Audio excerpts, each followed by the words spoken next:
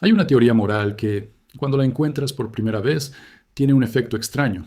No es el efecto de una idea obviamente errónea.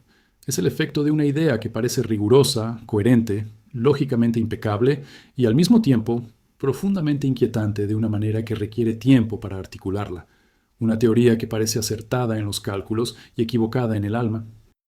Una teoría que fue desarrollada por personas genuinamente preocupadas por el bienestar humano y que, llevada a sus conclusiones lógicas, produce recetas que la mayoría de los seres humanos consideran frías, inhumanas y a veces monstruosas.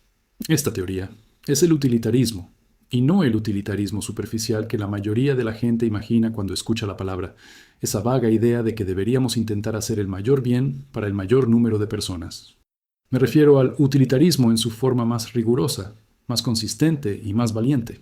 Utilitarismo que no retrocede ante sus propias conclusiones. El utilitarismo que acepta hacia dónde lleva la lógica, incluso cuando conduce a lugares que hacen que la mayoría de la gente retroceda horrorizada. Para entender lo que está en juego, debemos empezar por el principio. Jeremy Bentham, el filósofo británico que a finales del siglo XVIII formuló sistemáticamente por primera vez el utilitarismo, partía de una observación que parecía indiscutible. La naturaleza ha puesto a la humanidad bajo el gobierno de dos amos soberanos, el dolor y el placer. A ellos les corresponde señalar lo que debemos hacer, así como determinar lo que haremos. Todo lo que hacemos, cada decisión que tomamos, cada juicio moral que hacemos, es en última instancia una respuesta a estas dos fuerzas fundamentales. Si esto es cierto, entonces el principio de moralidad parece seguirse naturalmente. Una acción es buena en la medida en que produce placer y reduce el dolor, y mala en la medida en que produce dolor y reduce el placer. La moralidad no es una cuestión de seguir reglas abstractas, u obedecer a deidades o respetar la naturaleza. Es una cuestión de aritmética del bienestar. Sumas los placeres, restas los dolores, y la acción con mayor saldo positivo es la acción correcta. Bentham fue más allá y propuso que este cálculo podía hacerse de forma precisa y cuantitativa, utilizando lo que llamó el cálculo felicífico, una fórmula que medía el placer y el dolor en términos de intensidad, duración, certeza, proximidad, fecundidad, pureza y extensión. La ética se convirtió casi en una ciencia exacta. Introduces los valores en la fórmula y surge la respuesta moral. John Stuart Mill, el filósofo que heredó y perfeccionó el utilitarismo de Bentham en el siglo XIX, se dio cuenta de que había un problema con la versión de Bentham. Si todo placer tiene el mismo peso en la aritmética moral, entonces satisfacer el deseo de jugar al tira y afloja sería, en principio, tan moralmente valioso como disfrutar de la novena sinfonía de Beethoven, siempre que produzcan la misma cantidad de placer. Mill encontró esto inaceptable e introdujo la distinción entre placeres superiores e inferiores, argumentando que los placeres intelectuales y estéticos son cualitativamente superiores a los placeres puramente físicos. Pero esta modificación de Mill generó un problema propio que sigue siendo discutido. Si introduces juicios cualitativos sobre qué placeres valen más, ya estás apelando a algún criterio que no es simplemente el placer en sí. Estás diciendo que algunas formas de vida son intrínsecamente más valiosas que otras, y esto parece requerir una justificación que el utilitarismo por sí solo no proporciona fácilmente. Es el utilitarismo en su forma más pura y benthamiana el que genera las conclusiones más inquietantes. Y son precisamente estas conclusiones las que quiero explorar, porque revelan algo profundo no solo sobre el utilitarismo, sino también sobre la naturaleza de la moralidad humana y los límites de cualquier sistema ético que intente ser completamente consistente y universal. Comencemos con lo que los filósofos llaman el problema de la suma. El utilitarismo dice que debemos maximizar el bienestar total. Pero total puede significar dos cosas diferentes: el bienestar promedio de cada individuo o el bienestar sumado de toda la población. Si se refiere a la suma total, entonces un mundo con 10.000 millones de personas que viven vidas moderadamente buenas puede ser moralmente superior a un mundo con 1.000 millones de personas que viven vidas extraordinariamente ricas y plenas, siempre que la suma total sea mayor. Esto parece implicar que deberíamos tener la mayor cantidad de personas posible, aunque eso signifique reducir la calidad de vida de cada uno de ellos, siempre que la suma sea mayor. El filósofo Derek Parfit calificó esto de conclusión repugnante. Un mundo con una enorme población de personas cuyas vidas apenas valen la pena vivirlas podría ser moralmente mejor que un mundo con una población menor de personas felices, si la suma total es mayor. Parfit que fue uno de los utilitaristas más brillantes y al mismo tiempo más honestos del siglo XX, dedicó gran parte de su monumental obra Razones y Personas a intentar y escapar de la repugnante conclusión. No lo logró. Ninguna formulación del utilitarismo que exploró pudo evitar esta conclusión, ni ninguna igualmente inquietante. Al final del libro, Parfit admitió que el problema seguía sin resolver y que tal vez requería una revolución conceptual en ética comparable a lo que había sido la relatividad para la física. Pero la conclusión repugnante, por inquietante que sea, no es la más fría que produce el utilitarismo. Profundicemos más. El utilitarismo dice que lo que importa moralmente es el bienestar, el placer y la ausencia de dolor. No importa quién tiene el placer o quién sufre el dolor. No importa si eres tú o un extraño, un amigo o un enemigo, alguien a quien amas o alguien a quien nunca conocerás. Cada unidad de bienestar cuenta por igual, independientemente de quién la posea. Esto parece justo y equitativo a primera vista, pero implica algo que la mayoría de la gente encuentra profundamente contradictorio. No tienes ninguna razón moral especial para preocuparte más por las personas que amas que por los extraños. Si su hija y un niño desconocido en otro país sufren por igual, el utilitarismo puro dice que tienen exactamente la misma obligación de aliviar el sufrimiento del otro. Si puedes salvar solo a uno de ellos, debes salvar a aquel cuyo sufrimiento es mayor o cuyo ahorro produce más bienestar total. El hecho de que una sea tu hija es moralmente irrelevante. Amor, lealtad, compromisos especiales con quienes nos rodean, todo esto es, dentro del utilitarismo más riguroso, una forma de parcialidad injustificable que interfiere en el cálculo imparcial del bienestar total. Peter Singer, el filósofo australiano que quizás sea el utilitarista más influyente y valiente de la actualidad, adopta esta conclusión con una coherencia que muchos encuentran admirable y otros inquietante. Singer argumentó en su famoso artículo de 1972, Hambre, riqueza y moralidad, que si puedes prevenir algo muy malo sin sacrificar nada de importancia moral comparable, debes hacerlo. Y si eso es cierto, entonces, la mayoría de las personas en el mundo rico tienen la obligación moral de donar la mayor parte de sus ingresos para aliviar la pobreza extrema en otros países, hasta el punto de que dar más te haría tan pobre como aquellos a quienes intentas ayudar. Singer no exagera en cuanto al efecto retórico. Él realmente cree eso, y él mismo dona un porcentaje sustancial de sus ingresos a causas de salud global. Pero la implicación práctica es que cada vez que compras un café que no necesitas, o vas a un restaurante más caro de lo necesario, o compras ropa más allá del mínimo funcional, estás cometiendo un error moral equivalente a dejar morir a un niño cuando podrías haberlo salvado. Porque el dinero que gastaste podría haber sido donado y salvado vidas. La mayoría de la gente no acepta esto, no porque no le importen los niños que mueren por enfermedades prevenibles, sino porque intuitivamente sienten que existe una diferencia moral entre causar daño activamente y no prevenirlo cuando se podría haber evitado. Sentimos que tenemos obligaciones especiales con las personas que amamos y que no tenemos con los extraños. Creemos que hay un límite más allá del cual las demandas de la moralidad se vuelven imposibles de satisfacer y que, por lo tanto, no pueden ser demandas morales genuinas. El utilitarismo dice que estas intuiciones están equivocadas. Son residuos evolutivos, prejuicios de proximidad, limitaciones psicológicas que no tienen ninguna justificación moral real. Desde el punto de vista del universo, desde una perspectiva verdaderamente imparcial, cada ser humano cuenta por igual. Y si aceptas esto, entonces las exigencias morales que el utilitarismo te impone son enormes, continuas y prácticamente ilimitadas. Bernard Williams, uno de los críticos más perspicaces del utilitarismo, argumentó que esta característica de la teoría revela un problema fundamental. Aliena a las personas de sus propias vidas, proyectos y compromisos. Si siempre debes actuar de manera que maximices el bienestar total, entonces tu propia vida, tus proyectos personales, tus relaciones íntimas, todo esto se convierte en solo un medio contingente para alcanzar el fin del bienestar total. Tu identidad como persona, como padre, como amigo, como artista o científico, está subordinada a un cálculo impersonal que puede exigirte en cualquier momento abandonar todo lo que da sentido a tu vida. Williams llamó a esto el problema de integridad. El utilitarismo exige que uno se convierta en un agente neutral, un maximizador imparcial del bienestar que no tiene compromisos genuinos con nada más que el cálculo. Y esta, sostiene Williams, no es una forma más noble de moralidad.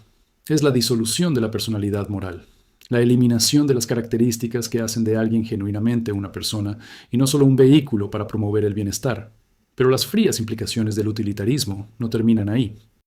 Pasemos a la que tal vez sea la conclusión más inquietante de todas, la cuestión de la tortura, del sacrificio de inocentes y de lo que los filósofos llaman dilemas del tranvía en su forma más extrema. El utilitarismo dice que si torturar a una persona inocente produce más bienestar total que no torturarla, entonces torturarla es lo correcto. No existen derechos que protejan a los inocentes. No existen restricciones absolutas sobre lo que se le puede hacer a una persona, siempre que el cálculo final sea positivo. Si torturar a una persona salva a 1000, el cálculo favorece la tortura.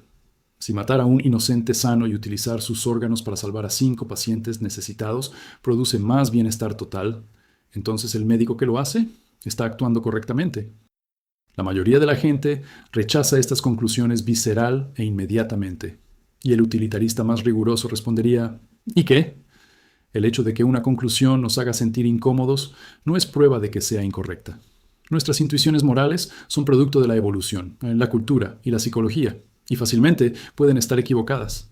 La esclavitud pareció natural y justificable para la mayoría de la gente durante milenios. El trato cruel hacia los animales se ha considerado moralmente neutral durante siglos. Las intuiciones estaban equivocadas en aquellos casos, y pueden estarlo ahora cuando rechazamos el sacrificio de los inocentes. Esta es una de las características más desconcertantes del utilitarismo más riguroso. Tiene una respuesta para cada objeción intuitiva, y esa respuesta es siempre la misma. Tus intuiciones son psicológicamente comprensibles, pero moralmente irrelevantes. Lo que importa es el cálculo, y el cálculo no resulta incómodo. El filósofo R. M. Hare desarrolló una versión del utilitarismo que intentaba dar cabida a las intuiciones sin abandonar el cálculo. Hare distinguió entre dos niveles de pensamiento moral: el nivel intuitivo, donde seguimos las reglas y sentimientos morales de manera relativamente irreflexiva, y el nivel crítico, donde hacemos cálculos utilitarios completos. Hare argumentó que en la vida cotidiana es más eficiente seguir reglas morales simples como no mentir, no matar inocentes, cumplir las promesas, porque tratar de hacer el cálculo utilitario completo con cada decisión es cognitivamente imposible y propenso a errores y sesgos. Las reglas morales convencionales son atajos heurísticos que generalmente producen buenos resultados utilitarios. Pero cuando las reglas entran en conflicto, o cuando una situación es suficientemente extraordinaria, debe prevalecer el pensamiento crítico. Y en el pensamiento crítico, el cálculo puro es el árbitro final. Esto significa que, en principio, en circunstancias suficientemente extremas, cualquier regla moral puede ser violada si el cálculo así lo requiere. No hay absolutos. El problema con esta posición de dos niveles es que crea una moralidad de dos pisos. Un piso público, donde seguimos reglas convencionales y exhibimos las virtudes que la sociedad valora, y un piso secreto, donde hacemos fríos cálculos que podrían justificar violaciones de esas mismas reglas. Esto parece muy cercano a una forma de hipocresía moral sistematizada, y plantea la inquietante cuestión de quién decide cuándo una situación es lo suficientemente extraordinaria como para justificar el abandono de las reglas. Henry Sidgwick, el gran utilitarista del siglo XIX, a quien muchos consideran el más riguroso y honesto de todos, llegó a una inquietante conclusión a la que llamó dualismo de la razón práctica. Se dio cuenta de que el utilitarismo, que exige una imparcialidad absoluta y la maximización del bienestar total, y el egoísmo racional, que requiere que cada persona maximice su propio bienestar, son ambos racionalmente defendibles, y que no existe una solución racional clara al conflicto entre ellos. La razón práctica se divide contra sí misma, y ninguna teoría ética puede unificarla de manera completamente satisfactoria. Sidgwick también se dio cuenta de algo que lo perturbó profundamente durante toda su vida.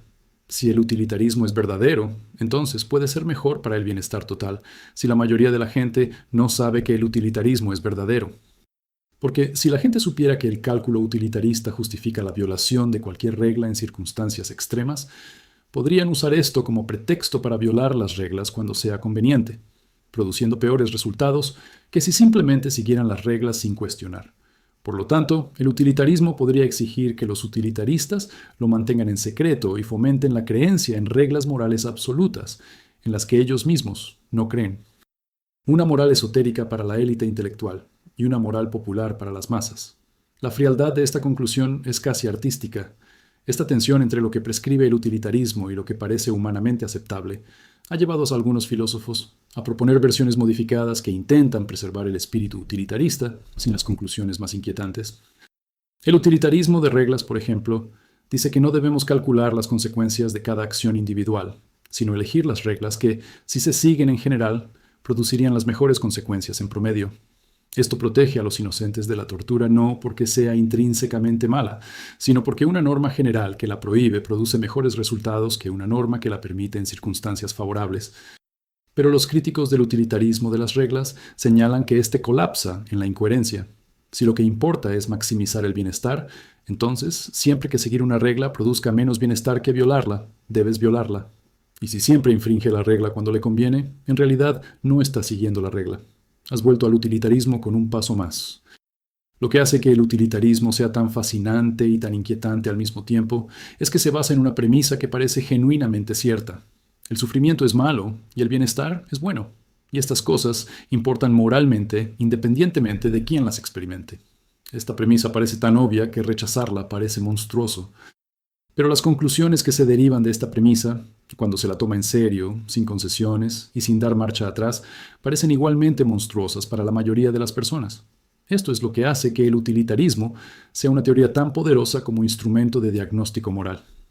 Nos obliga a enfrentar inconsistencias en nuestras propias creencias.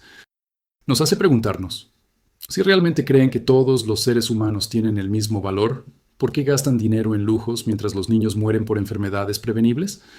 Si realmente crees que el sufrimiento es malo independientemente de quién lo sufra, ¿por qué el sufrimiento de los animales no humanos no tiene el mismo peso moral que el sufrimiento humano? Si cree que lo que importa son las consecuencias, ¿por qué sigue reglas incluso cuando romperlas produciría mejores resultados? El utilitarismo no nos hace sentir cómodos, no nos permite estar satisfechos con nuestras prácticas morales cotidianas.